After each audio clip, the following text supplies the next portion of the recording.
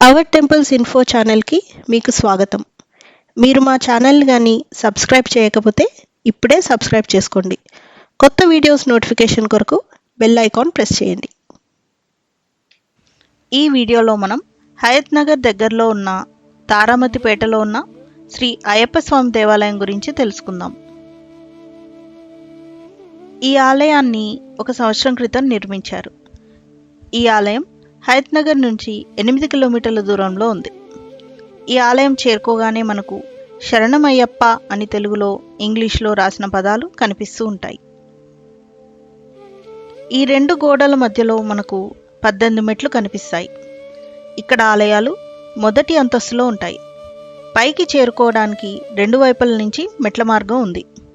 మొదటి అంతస్తు చేరుకోగానే మనకు ధ్వజస్తంభం కనిపిస్తుంది.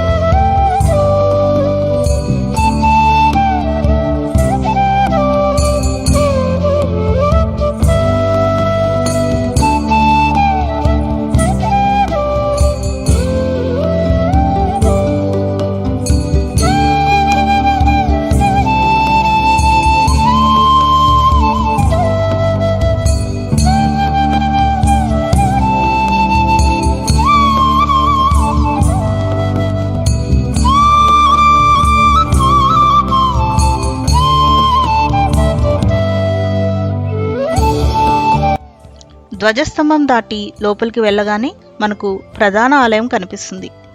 ఈ ఆలయంలో మనకు అయ్యప్ప స్వామి దర్శనమిస్తారు. స్వామిని చూసినంతసేపు మనసు ఎంతో ప్రశాంతతను పొందుతుంది.